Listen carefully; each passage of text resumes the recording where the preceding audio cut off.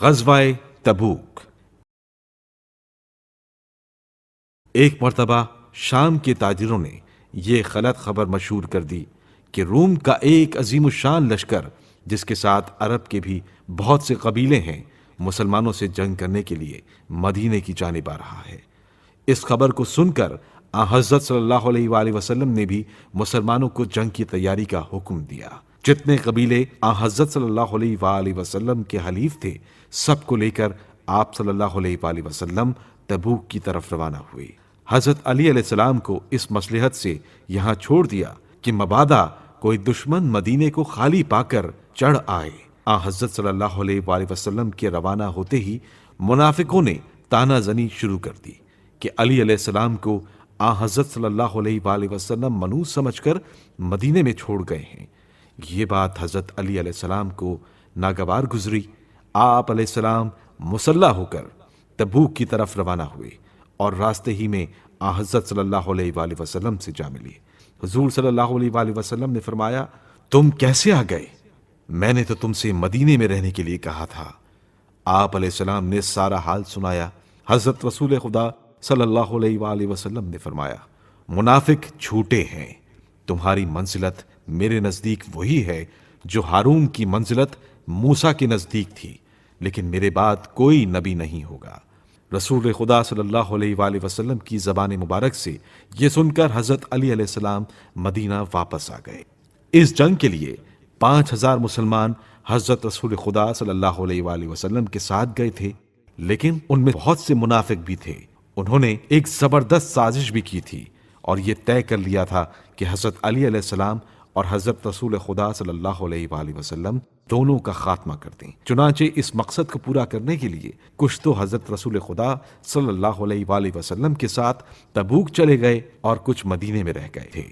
مدینے والوں نے تو یہ کارروائی کی کہ جب حضرت علی علیہ السلام تبوک کی طرف روانہ ہوئے تو ان کے راستے میں ایک گہرا گڑھا خس پوش کر دیا کہ جب گھوڑے کا قدم اس پر پڑے تو آپ علیہ السلام گڑھے کے اندر جا گریں، لیکن اس مقصد میں ان کو کامیابی نہیں ملی۔ حضرت علی علیہ السلام اس پر سے گزرتے ہوئے چلے گئے اور آپ علیہ السلام کا بال بھی پیکا نہیں ہوا۔ یہ اعجازی شان دیکھ کر وہ حیرت میں پڑ گئے۔ یہ تو ادھر کا حال تھا، اب ادھر کی کیفیت سنیں۔ وہاں منافقوں نے یہ چال چلی کہ جب حضرت رسول خدا صلی اللہ علیہ وآلہ وسلم ایک دشوار گزار گھاٹی کو طے کر رہے تھے اور رات کا وقت ہو گیا تھا، انہوں نے اوپر سے پتھر اور سنگریزوں سے بھرے ہوئے ڈھول اس غرض سے لڑکائے کہ حضرت رسول خدا صلی اللہ علیہ وآلہ وسلم کا اونٹ بھڑکے، اس کے پیر ٹوٹ جائیں اور حضرت صلی اللہ علیہ وآلہ وسلم گر پڑیں۔ لیکن خدا نے یہاں بھی فضل کیا اور حضرت رسول خدا صلی اللہ علیہ وآلہ وسلم کو کوئی بھی ضرر نہیں پہنچا۔ اس وقت حضرت رسول خدا صلی اللہ علیہ وآلہ وسلم کے اونٹ کی مہار آپ صلی اللہ علیہ وآلہ وسلم کے مشہور صحابی حذیفہ یمانی رضی اللہ تعالیٰ عنہ پکڑے ہوئے تھے اور حضرت عمار یاسر رضی اللہ تعالیٰ عنہ ساتھ ساتھ چل رہے تھے۔ کچھ منافقین گھاٹی میں چھپ کر حضرت صلی اللہ علیہ وآلہ وسلم کو شہید کرنے کے در پے تھے۔ یہ 14 آدمی تھے اور ان کے منہ پر ڈھانٹے بندھے ہوئے تھے تاکہ کوئی پہچان نہ لے، مگر حضرت صلی اللہ علیہ وآلہ وسلم نے حذیفہ یمانی کو ان کی نام بنام پہچان کروا دی تھی اور ان کو ہدایت کر دی تھی کہ اس راز کو فاش نہ کریں۔